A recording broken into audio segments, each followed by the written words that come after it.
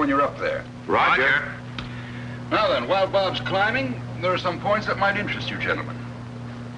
Let's sit down, shall we? Colonel? Thank you. Now, as you know, the true speed of a plane at the time compressibility occurs, divided by the speed of sound at that altitude, gives us a figure called the Mach number. So named after the man who discovered the relationship. Let's take an example. We'll say the plane reached compressibility at 560 miles per hour.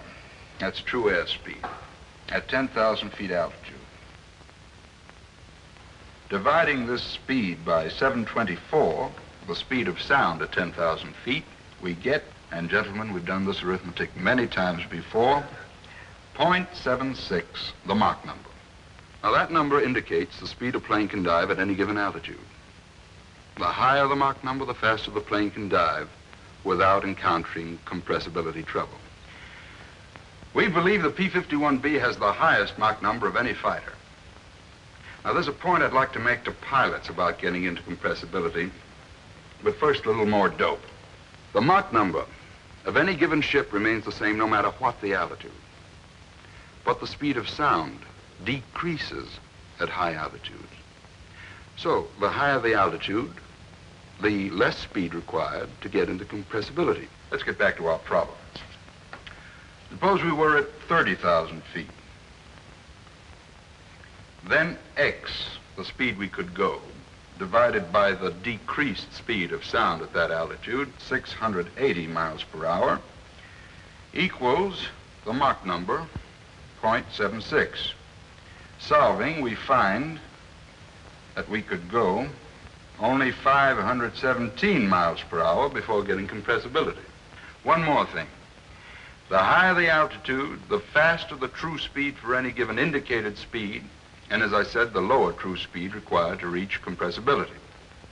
So here's the point, and it's an important one. The pilot should remember that at high altitudes, he reaches compressibility at much lower indicated speeds than at low altitudes. At any rate, observe the speed limitations posted in the cockpit. 38,000. Are you all set down there? I guess we're all set. We had enough theory for the moment anyhow. Major, should we let them know we're still down here? Right. Hello, Bob. We're all set down here. You really gonna wind her up for us? Just you hold on to your hat, Major. Okay. Give us your indicated speed and how she acts when you get her into compressibility, will you? Roger. I'll be down in a minute.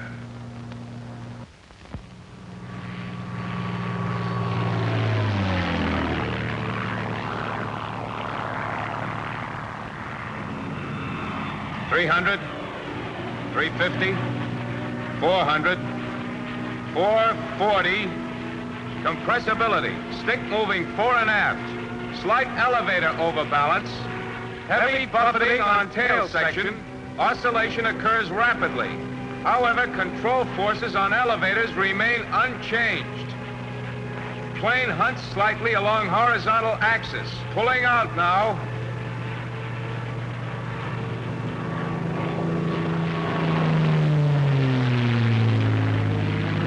No difficulty, except buffeting continues until a lower speed has been reached. 440 indicated at that height. That's really moving. Enemy fighters will have a hell of a time trying to keep up with this ship in a dive. They really would, Colonel. I'm going to try a couple of spins. I'll do a right spin first. Here she goes. In a right spin, there is a continuous oscillation. A slight rudder buffet is present. Procedure for recovery completely normal. No trouble getting out of the spin. Probably try one to the left now.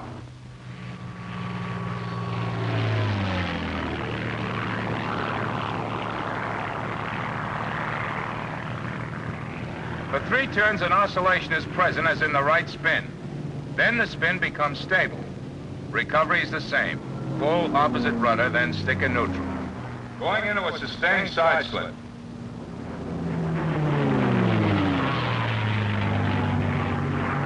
Couldn't hold it. I'll do another. The plane will not hold a sustained side slip. The aileron control is insufficient to hold it on a side-slipping angle. The ship automatically tends to straighten out. However, it will side slip long enough to avoid enemy fire. What about prohibitive maneuvers? The usual limitations? Right, no snap rolls, inverted spins, or outside loops. Hello, Bob. How about some aerobatics? Roger. Here's a loop.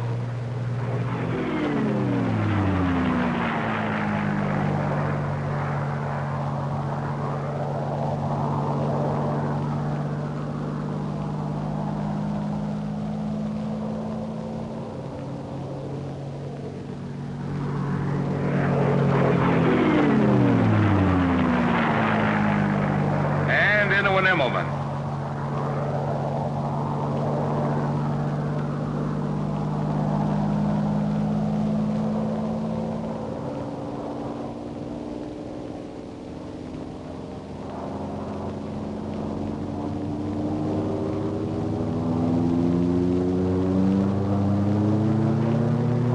Here's a climbing roll.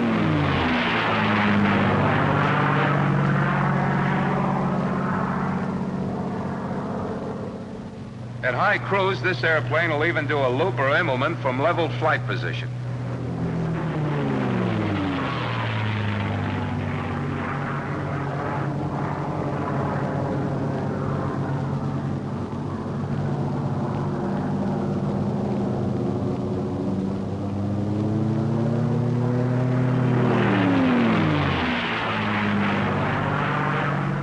Of course, with the external fuel tanks or bombs installed, acrobatic maneuvers are prohibited. Also, every pilot should be warned not to fly inverted for more than 10 seconds. In that position, the scavenger pump fails to operate and oil pressure drops. Gonna buzz the field, Colonel.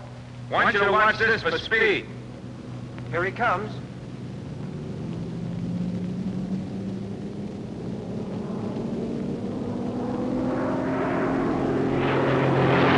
And watch this.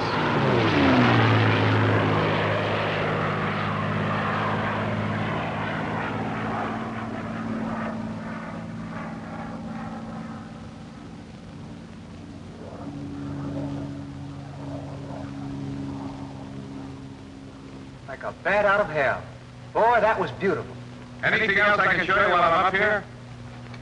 That was beautiful, Bob. Thanks, Colonel. I'll show you her gliding characteristics. I'll make a glide approach before landing. Right. Let's move over to where we can watch them come around.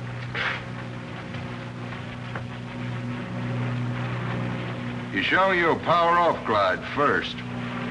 The ship is designed so it can glide any safe speed down to a margin of about 25% above stalling speed. With the gear and flaps up, the glide is fairly flat. The nose being high makes forward visibility poor. Now, if you'd lower either the landing gear or the flaps or both, you'd greatly steepen the gliding angle and increase the rate of descent. Hello, Mines Tower. This is